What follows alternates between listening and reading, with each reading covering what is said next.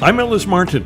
Join me now for a conversation with Timothy Coe, the CEO of Entheon Biomedical, trading in the U.S. as ENTBF and in Canada on the CSE as ENBI. Entheon Biomedical is pioneering a leading-edge addiction recovery solution that harnesses and optimizes the therapeutic potential of the DMT molecule. Entheon exists to invert the addiction recovery ratio, turning the untreatable case and lost cause from the norm to the exception. The company is committed to the legal development of regulated, safe, and effective therapies, and in educating the public and medical profession as to the efficacy of psychedelic protocols when clinically administered in the optimum set and setting.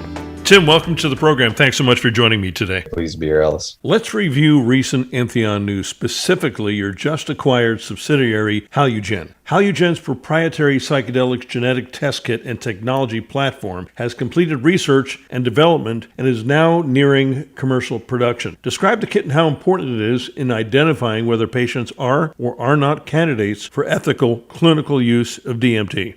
I think it's really important, the work that HaluGen is doing. We all understand the potential for therapeutic benefit with psychedelics, but the reality is that we spend a lot of time focusing on the positives, but there are still, as of yet, unknowns as to how psychedelics affect individuals. And so we do know that there are potential propensities for negative adverse reaction with regard to psychedelics. And so the work that HaluGen is doing is developing out a genetic basis for assessing some of the risks that go into psychedelic use. And so there are 5 biomarkers specific to psychedelic usage, 3 risk factor analysis biomarkers, as well as a couple of biomarkers that are specific to strength of response with regard to serotonergic molecules, as well as ketamine. And so what we're trying to do is develop out a safety framework for the individuals and physicians that are looking to both prescribe and use psychedelics, so that there is at least an additional layer of safety, so that before anyone embarks on what is ultimately a really profoundly transformational experience, they do have a basis of understanding the characterization of some of the risks associated with it.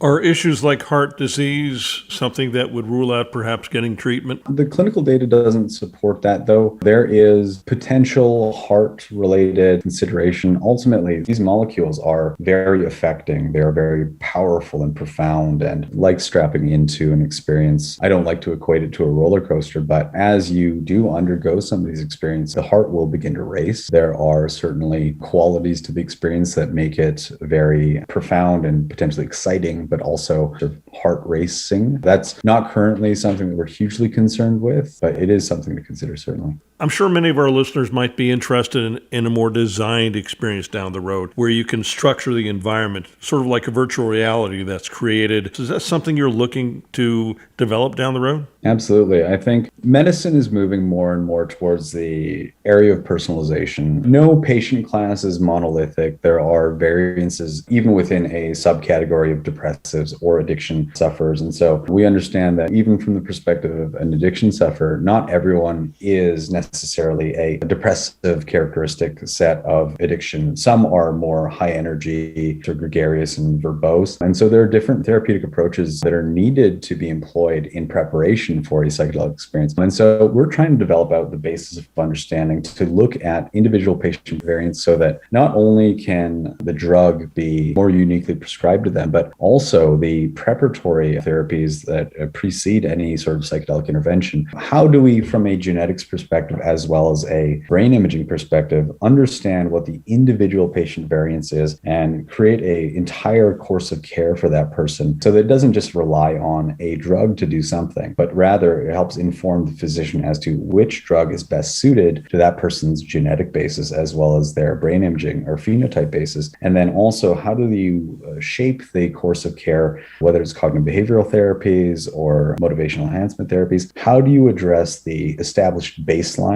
so that you can have a more potent potential for effect? You increase the potential for maximal effect from the psychedelic. So that's why we're making those investments into the world of genetics as well as EEG, so that we have a more stronger empirical basis of assessment upon which the physician can direct a very directed and personalized course of care. Which would include a variety potentially of psychotherapies and perhaps some variations in dose of the drug or designs of the drug. So maybe there'll be more than one type of drug in your portfolio with a DMT base. Am I correct? Absolutely, yeah. We are looking to that, where based on the individual patient assessment, how we might modulate the course of the DMT treatment. But we are also looking to develop out this technology platform, both the genetics as well as the EEG, to service not only our own internal DMT-related research and development functions, but also create a gold standard set of assessment tools and an intelligence platform, for lack of a better term, that physicians and therapists can use in prescribing a whole host of other drugs potentially. Ultimately, we do see a market opportunity due to an unaddressed concern within the psychedelic industry that we're trying to develop tools for so that we can provide that to other psychedelic practitioners before our DMT product becomes available. We ultimately want to start developing the gold standard in terms of safety and assessment tools for the entire psychedelic industry. Are there age-specific therapies? For instance, a 20 or 30-year-old may be, for a variety of reasons, including years on the planet, be wired differently than an individual in their 40s, 50s, or 60s seeking therapy. Is it too late in your 60s, for instance? I don't think the literature supports any idea that there's a point at which you age out of viability of psychedelics. In a recent study with psilocybin, there was no outside age exclusion range. One might assume that there's a certain point at which these experiences become overly challenging or profound, but the reality is that I don't think that need changes.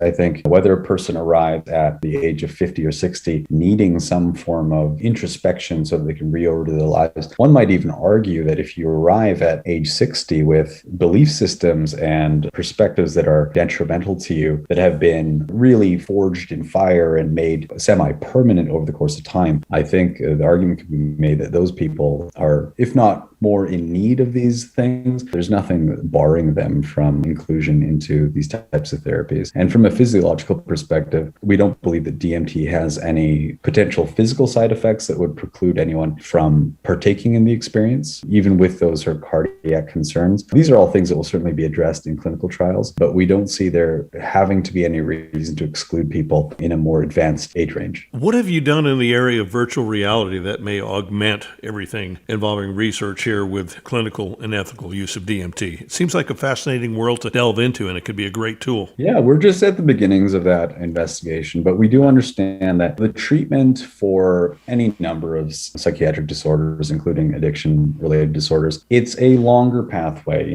It's not just walk in off the street, get prescribed an experience. There is a very necessary and important preparatory phase. So working with our EEG partners and within the realm of VR, we're looking to leverage the sort of immersive capabilities of VR to create therapeutic assistance to the psychedelic program. So we're working on ways to incorporate VR to better prepare someone for that psychedelic experience, both in terms of exposure as well as specific or pre-treatment therapeutic design. So that's an area that we're very interested in. And then following the psychedelic experience, having people already engendered to the utilization of technology for more generalized mental health purposes, creating a fun, inviting, and immersive way for them to continue on in their self-discovery journey following a psychedelic endeavor. It would be interesting to see if in the future you could help design VR related to this through the mapping of the brain done through those EEGs while people are, let's say, under the ethical influence of DMT. Your thoughts on that? No, that is certainly an area of great interest for us. And before we signal to the world exactly what our plans are, just know that we're very deeply interested in what constitutes a psychedelic experience, of course, ethically or administered psychedelic experience, to see if there are specific learnings from that experience that might be translatable into other areas of therapeutics. So without saying too much, that is certainly an area that we're looking into quite deeply. What the future holds for those findings, we're eager to find out. This is an investment-based program, as you know, and you're a sponsor of that program. So what would you say to potential investors interested in biotech and generalists looking for an opportunity right now, taking a look at Entheon Biomedical for the first time? Entheon Biomedical, though we're a psychedelic drug discovery company, we also understand that in order for us to be a viable biotech company, we do have to take a multi-pronged approach. And so we're making investments in the value chain that not only service that ultimate product delivery within about a 4 or 5 year time frame. But we're also developing out the data practices as well as investing in the technology platforms that will not only arm our clinical development, but create diagnostic and prescriptive tools that have application not only to our own product, but also to the industry in general, creating scientific value, but also for Entheon, revenue generating opportunities to service a much broader range of psychedelic service providers than just DMT might. Even though DMT is, in our estimation, the best psychedelic to use for a variety of mental health and addiction-related issues, we do see a place for other molecules like ketamine, MDMA, and psilocybin. So to service that reality, we're investing in the tools that will complement those already established molecular candidates and give physicians the tools that they need to make really informed, confident prescribing as well as therapeutic choices. Well, Tim, it's always great to catch up with you. Thank you so much for joining us today on the program. I appreciate it, Ellis. Thank you. I've been chatting with Timothy Coe, the CEO of Entheon Biomedical, trading in the U.S. as ENTBF and in Canada on the CSE as ENBI. Go to the company's website, entheonbiomedical.com. I'm Ellis Martin. Would you like to be one of the first to see who we are following? Subscribe to our audio newsletter. It's free. EllisMartinReport.com.